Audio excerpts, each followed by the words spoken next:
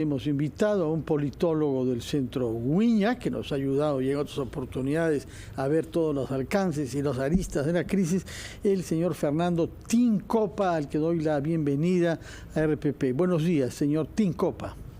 ¿Qué tal, don Fernando, Mabel? Buenos días. Encantado de estar aquí. Bueno, como usted habrá visto, la percepción de que hay una crisis política ha desbordado nuestras fronteras, ha dado lugar a un editorial del diario español El País, donde se expresa ante la comunidad hispanohablante del mundo que los factores que ya estaban en curso antes se han acentuado y que el presidente Castillo se halla ante una disyuntiva en relación a la cual él ha publicado un comunicado el día de ayer criticando lo que llama intentos golpistas y los que piensan en la vacancia como única solución y sosteniendo que ofrecerá al país un gabinete de ancha base. ¿Qué posibilidades tiene el señor Castillo de proponer efectivamente y conseguir que la acepten un gabinete con esas características, habida cuenta de que está bajo la presión de actores políticos que son los que lo han llevado al poder y los que lo sostienen? No es casual que el día de ayer haya recibido la visita de Valdemar Cerrón, que nosotros creíamos que estaba sujeto a una restricción judicial en Junín, pero habrá sin duda conseguido permiso para venir al Lima y conversar con el presidente. ¿Cuál es su opinión sobre el margen de acción que tiene el presidente Castillo en estas circunstancias? Yo también estoy bastante de acuerdo con la perspectiva que mira esto como una disyuntiva a la que el presidente se enfrenta constantemente, quizás no solo una, sino varias, porque tiene disyuntivas incluso al interior de la izquierda o con las izquierdas a quienes tiene que contentar. Probablemente la decisión que contente a Perú Libre no contente de esa misma manera a Juntos por el Perú o a Nuevo Perú, y de la misma manera con el centro tiene una relación bastante difícil de construir, porque hay que recordar que el nivel de alianzas que logre obtener con las fuerzas políticas del Congreso, por ejemplo APP, Acción Popular y otras más, pueden no ser sostenidas en el tiempo. Y así como hemos visto la volatilidad de otras alianzas previas, curiosamente, en este escenario, el presidente no se está mostrando como un aliado fiable. Es decir, el presidente está desgastando y quemando puentes muy rápidamente. De hecho, el presidente quema ministros en un tiempo muchísimo más rápido del que demora en escogerlos.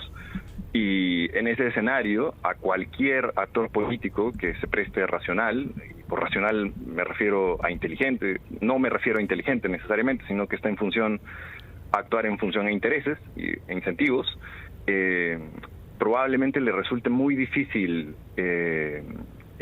generar una alianza mínimamente estable con un actor como el presidente. Y por otro lado, a un actor como el presidente le resulta como poco probable, digamos, o resulta poco probable que él, más aún con el comunicado que dio hace unos días, ayer, decida renunciar por su propia cuenta. Me parece que la solución no va a estar en esperar que eso suceda. Fernando, es poco probable. Desde el Ejecutivo, pues el presidente está... la decisión que tome tendría que asegurar su supervivencia, ¿no? En Palacio de Gobierno. Y en ese sentido, ayer Vladimir Cerrón escribió un tuit que luego borró, que decía: si el nuevo premier no le garantiza al presidente curules cautivas, va rumbo a aperturar la suspensión o la vacancia. Como digo, luego él borra ese tuit y nos enteramos horas después que él visita Palacio de Gobierno. Desde ese punto de vista, desde la supervivencia entonces, ¿le convendría al presidente de la República generar o renovar su alianza con Perú Libre, que es la invitación que claramente Cerrón le está haciendo? En términos racionales es lo que debería hacer, digamos, al margen de que entren gustos o preferencias. El presidente tiene a Perú Libre como un salvoconducto para sobrevivir y de hecho resultaría lo más lógico que vuelva a tener una alianza con él. El problema es que el presidente no concede gran parte de la agenda de Perú Libre y en ese sentido probablemente lo que haga sea lo mismo que ha estado haciendo antes. generar cuotas de poder específica para cada uno de los actores políticos involucrados. Por ejemplo, a Perú Libre podría perfectamente darle a algunos ministerios, como usualmente ha hecho, y a otros partidos políticos seguir ofreciendo otras carteras. Y me parece que ese es el mecanismo de negociación del presidente, solo ofrecer puestos en el gabinete, lo cual, digamos, es lo razonable considerando que la capacidad o la influencia en el Congreso es bastante baja. Y en ese sentido, resulta curioso que cada vez que ocurran críticas desde actores políticos, la moneda de transacción sea invitarlos a participar del gabinete. Acabamos de enterarnos también hace poco que a Eduardo Málaga y a otros personajes del Parlamento les han sido llegadas las invitaciones para formar parte de algunos ministerios.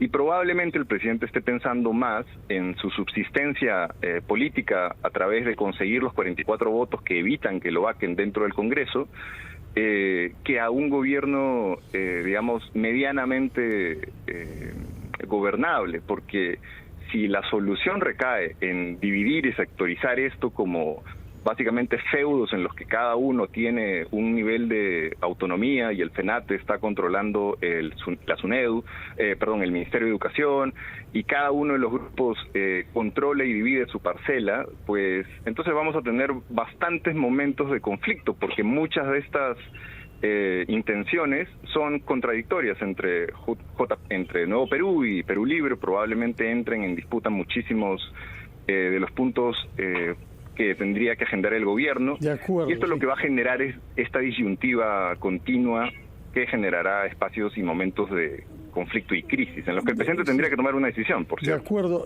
Permítanos, por favor, ir a una pausa, después de la cual quisiera que nos diga qué posibilidades ve usted de que esta crisis vaya más allá de nombres de personas y pensemos en una agenda común, porque no se ve nacer tampoco eso como salida de crisis. Nos lo contestará Fernando Tincopa después de una breve pausa para escuchar a los anunciantes de RPP.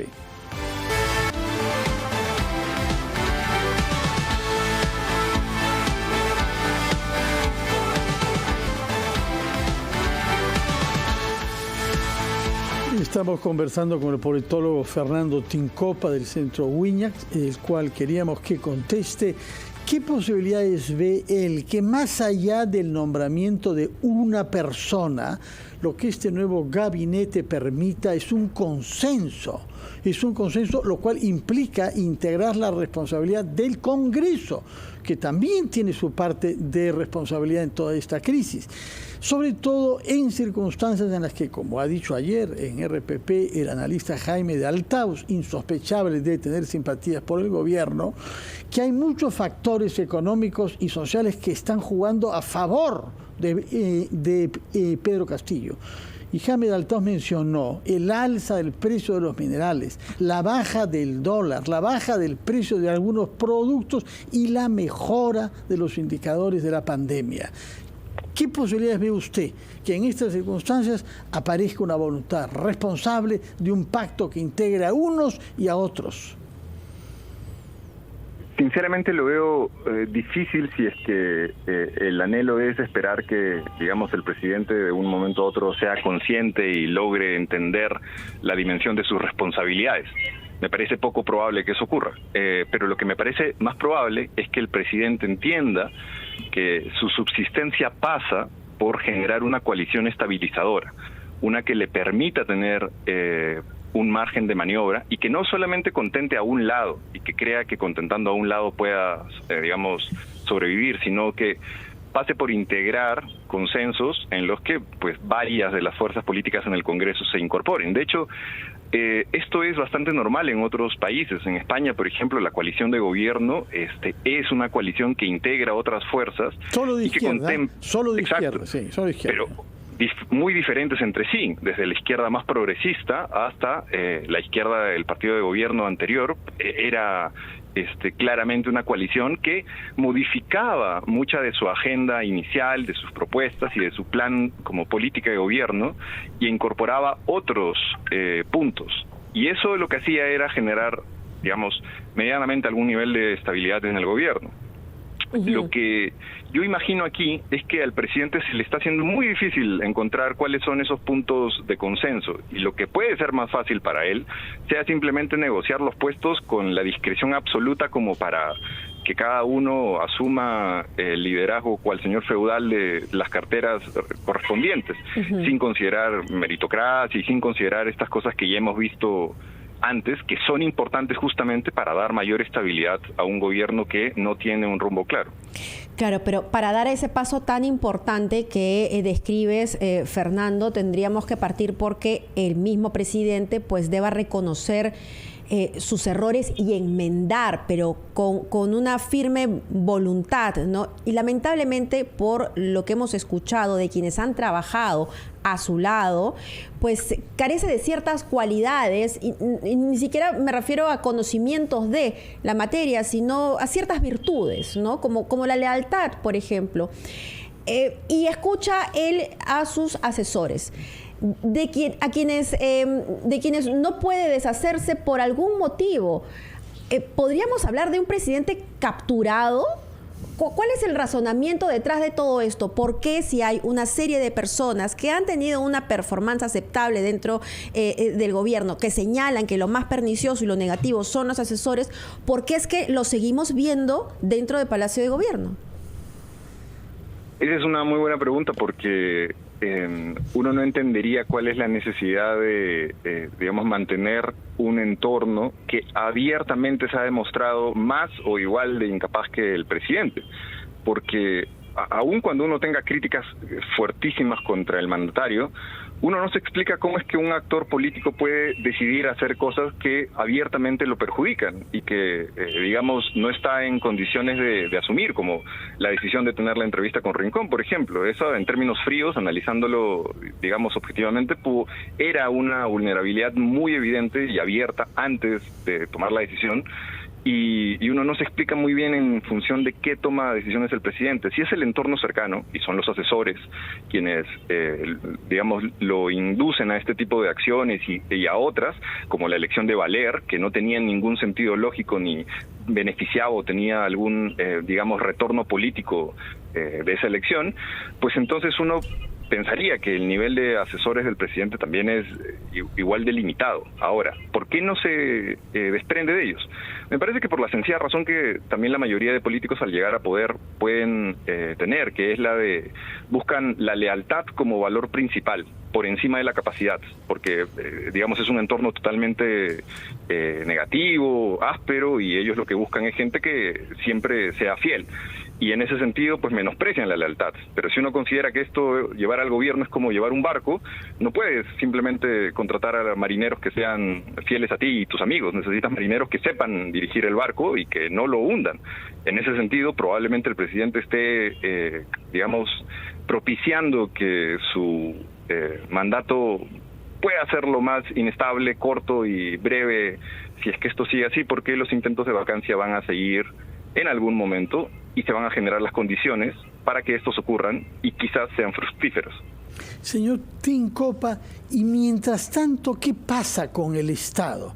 Vemos que hay renuncias, por una parte, por ejemplo, ayer el viceministro de Justicia, vemos que hay nombramientos, como hechos todavía por el señor Valer, y hay una bomba de tiempo en el corredor minero que ha dado lugar a que la empresa de las Bambas, la empresa MGM, desde Hong Kong, haga saber que otra vez existe la posibilidad de que deban cerrar la actividad de la mina de cobre más importante de nuestro Perú. ¿Y quién toma decisiones? Estamos prolongando una situación de incertidumbre que remonta en realidad a la caída de Mirta Vázquez y que ha tenido el paréntesis Valer, pero el Estado no está funcionando en su plenitud. Totalmente de acuerdo, don Fernando. Y de hecho hay noticias que deberían importarnos de manera grave, porque quizás la más opacada la semana pasada haya sido la salida del Procurador General del Estado, aquel que se encarga o que se estaba encargando de iniciar las investigaciones también contra el propio Ejecutivo. Y la renuncia del viceministro de Justicia, en gran parte de la carta de justificación, responde también a cosas como esa, en la que señala que habían malos manejos y una un constante sabotaje a la institucionalidad del Ministerio de Justicia con decisiones como la decisión de sacar al procurador, que por cierto hasta ahora no nombran al parecer. ¿Y por qué esto es importante? Porque de esto depende las investigaciones contra el mandatario y otras más que han quedado totalmente paralizadas. De la misma manera que han quedado paralizadas cada uno de las políticas de los sectores en cuestión. El Ministerio de Energía y Minas, el Ministerio del Ambiente, todos estos han quedado paralizados porque de un momento a otro uno no sabe si es que los ministros nombrados continúan o si es que van a ser cambiados en los próximos días. Y el problema con esto es que la inestabilidad que se genera no es simplemente momentánea. Ahora estamos viendo que es cíclica, pero que va a ser sostenida, porque quienes están asumiendo la carga han sido en un primer momento los funcionarios de bajo rango, los directores y demás. Pero esos directores también han sido cambiados, y han sido cambiados por las personas que los nombraron que no estaban aptas para el puesto y que han nombrado a otras poco aptas para el puesto, y que de ellos depende cosas como la conflictividad social, por ejemplo. Muy bien.